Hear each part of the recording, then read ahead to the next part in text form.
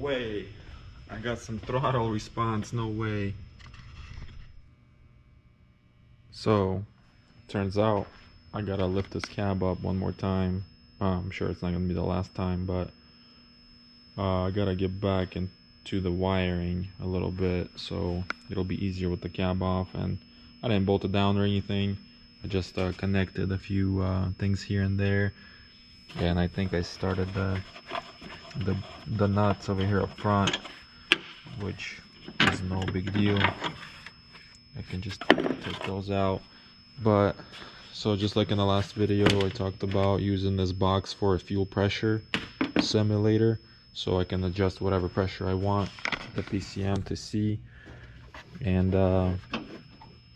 also the throttle body, I have not connected it fully, and I gotta get back to the crank position sensor, which is near the flywheel on the 7.3, and it was actually in the front of the engine on the 4.6. And the problem is the crank position sensor on the 4.6, it looks like this is the one down here. That is a two-wire connector, where the crank position sensor on the Godzilla engine, which is where, somewhere in the back, I don't think it's on this diagram, but it's near the flywheel, and that is a 3-pin connector. So I'm gonna look into that. And also, while I have the cab up, I'm gonna trim that header a little bit where that knob sticks out for the shield. That's in my way a little bit of the steering rod, so I'm gonna trim it up. It's gonna be much easier when the cab is up. I can barely get my hands down there to get to it, so I gotta remember to do that.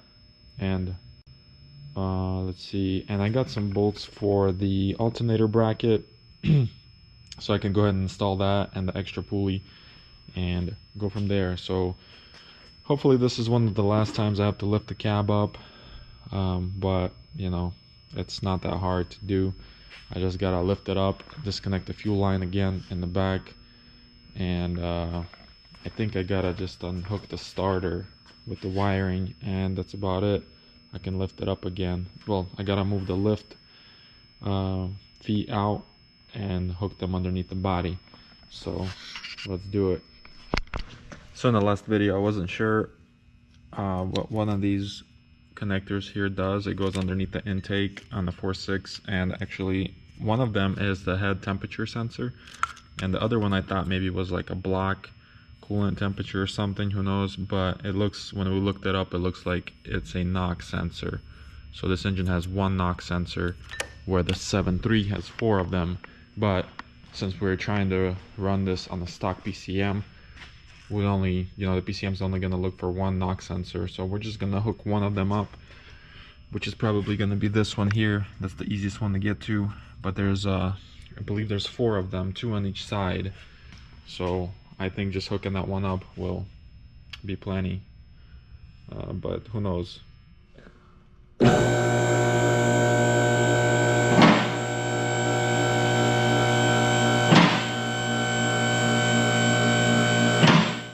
Some of these videos might not be as interesting as others, but you know, this is something new to me. I've never done a swap before, where I took an engine out and put a whole different engine into a car. I've never done it. I did engine replacements a bunch of times, but this is new to me. So I mean, if I'm, you know, making mistakes, I'm learning. If someone comments, I'm learning. And by the way, thanks to the people that comment and give me tips on what I can try and stuff like that. I really appreciate it, so keep those comments flowing. This is the knob that I was talking about that is in the way of the steering. There was a shield here that I removed, and I was hoping that just by removing the shield I would be all set, but it's not the case. I don't even know how this shield was. I guess it was like this.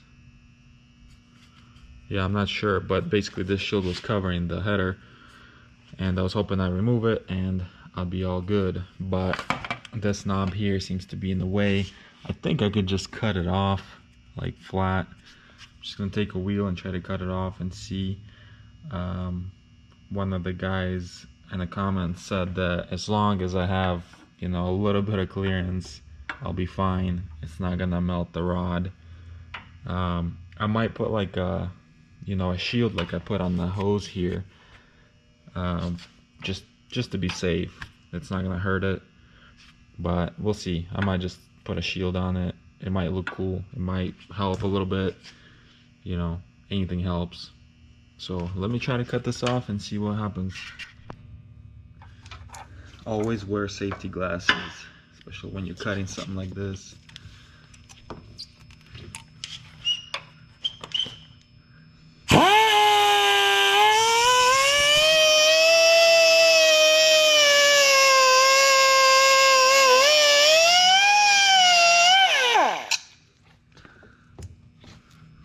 That's kind of a weird angle here. I can't get to it.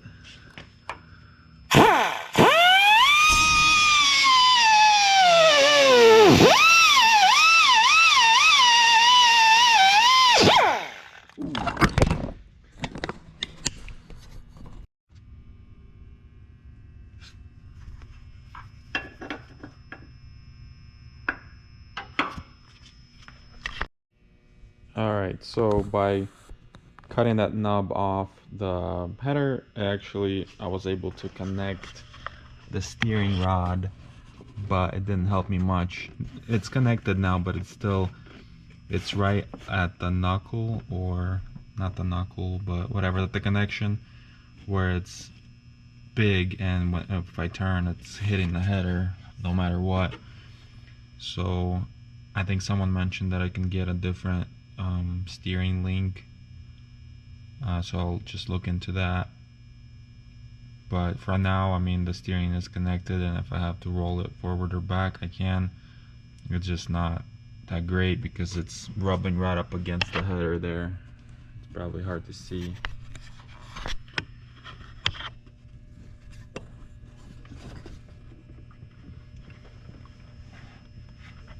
But yeah, basically right there, it's hitting the header.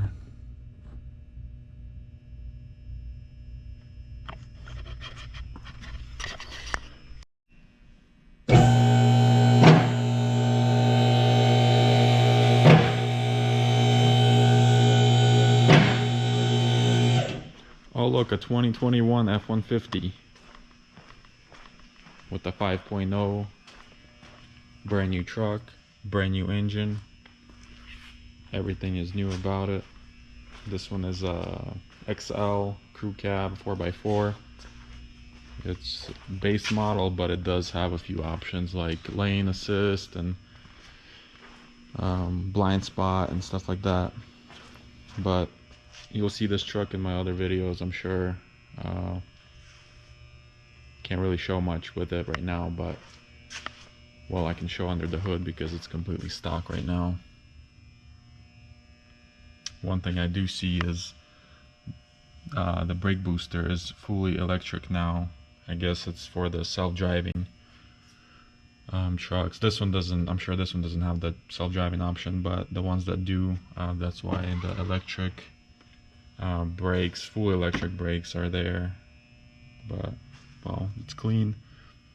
This truck only has like 40 miles on it. We just got it in the other day.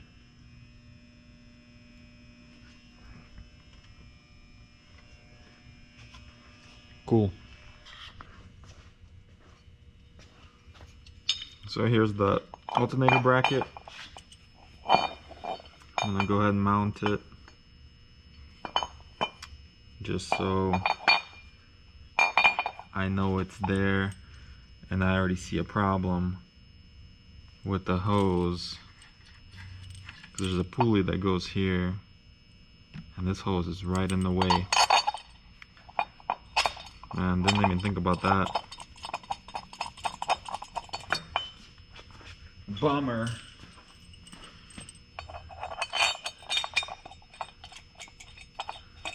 Well, I'll have to see. Maybe that pulley's not that big or something. So this bracket here is for a single alternator. They do have a dual alternator option, where I think there's one that sits here and then one here, but in this case it's just here. It mounts to this. I don't have the alternator yet, but I will. I'm gonna try to get a used one. I just need to look up the part number for it so I could see if I can locate a used one.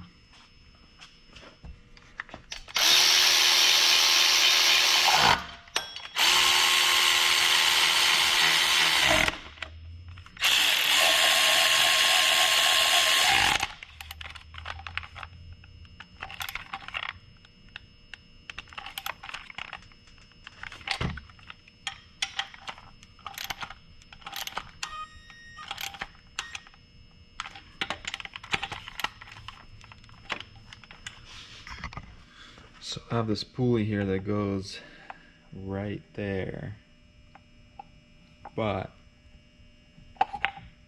let me put it on. I don't think it's gonna be a problem once it's on there. Like right now the hose is in the way, but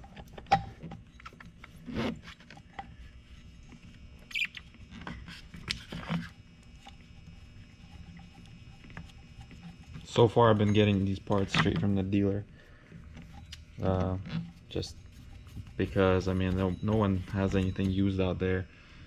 I'm trying to figure out if the alternator is like new for this Godzilla, or it's used in like older trucks, maybe like older F-250 or something.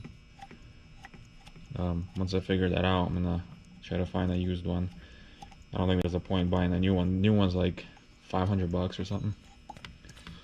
A little bit less with the discount, but still, I don't want to spend that much money on the alternator, especially for a race car. Who knows if it's even gonna make it, you know?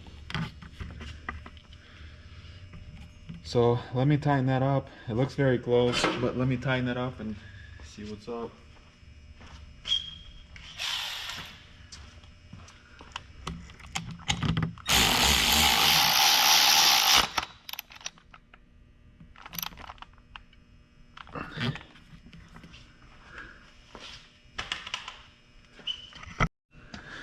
So I got the pulley installed and it's very close to the hose.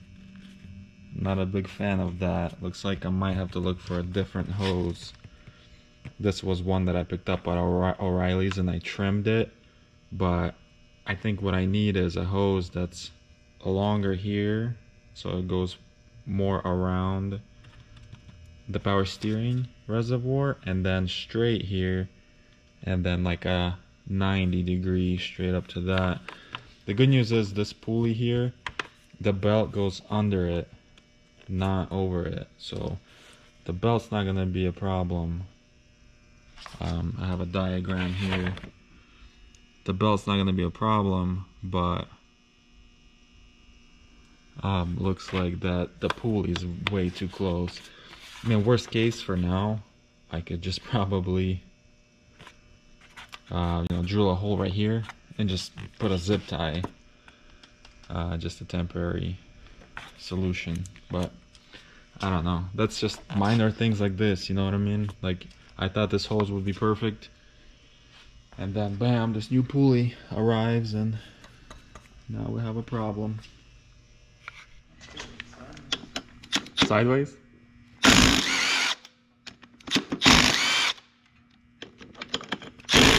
This throttle body looks like it's off a moped.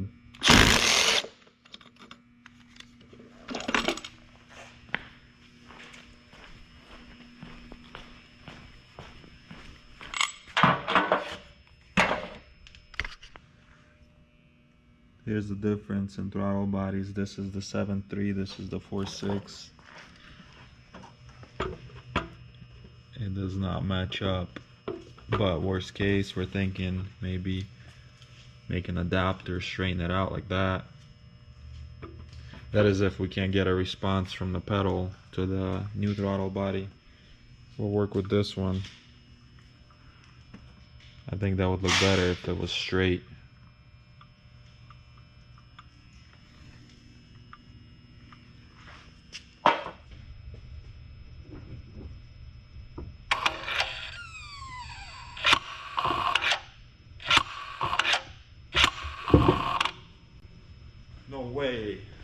got some throttle response, no way.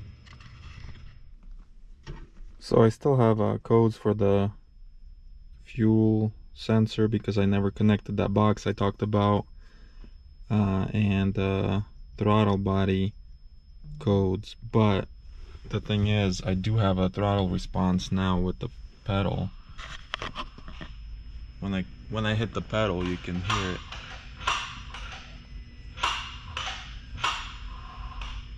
So the pedal works now and the throttle is actually responding. I don't know if it's properly responding or whatever, but it is responding. So I'm gonna go ahead and try to crank it over and see what happens. I have a booster connected because the battery's weak. Go ahead and cycle the key a couple times. Get the fuel pumping. Alright, let's see what happens.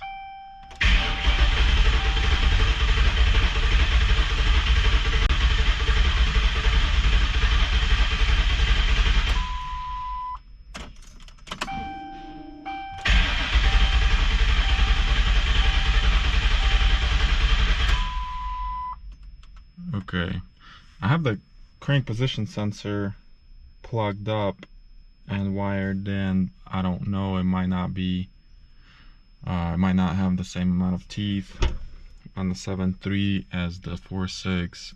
I'm still haven't looked into that.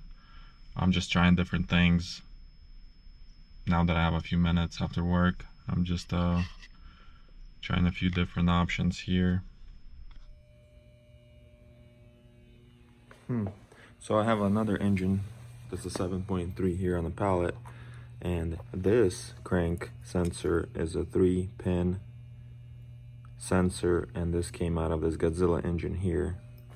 But this is a 2019, an older 6.2 liter V8 engine, and the length looks about the same. This is a 2-wire.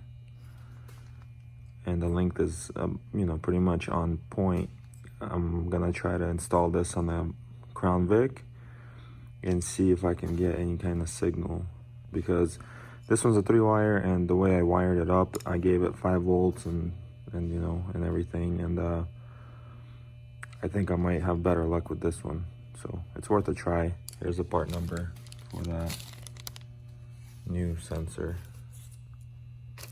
so I'll try that out.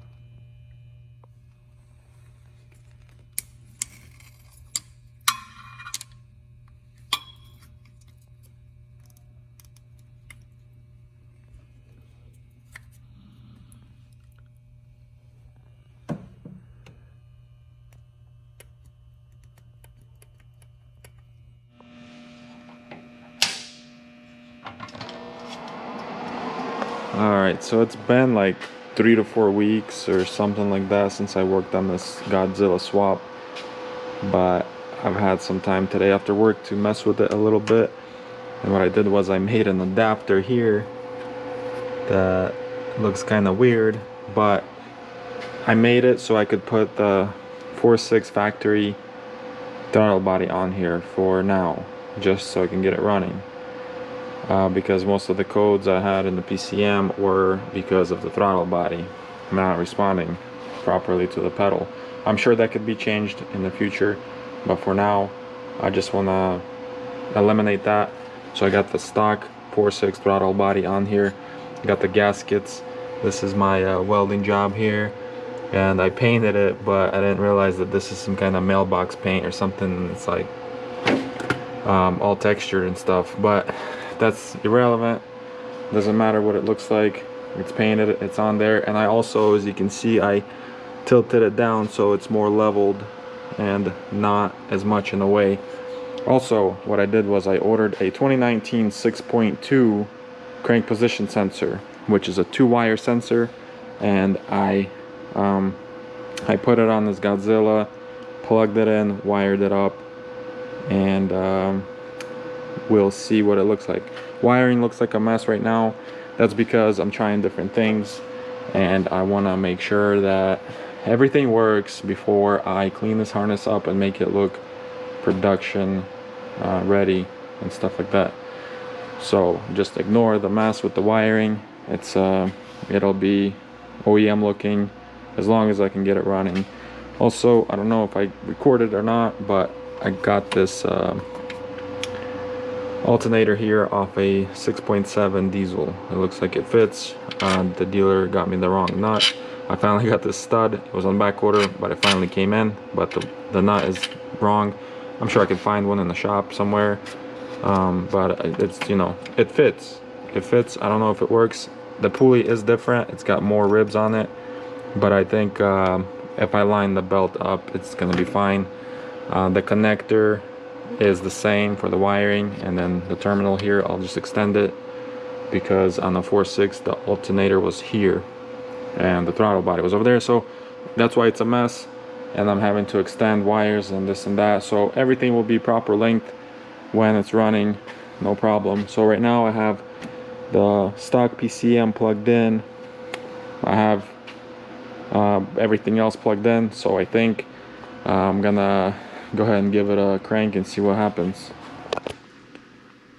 Just going to scan this crownvic one more time and see what codes come up. I had, you know, 3 or 4 codes for the throttle body before, but now I should be able to clear those because I'm using a stock throttle body for now. Still no crank signal.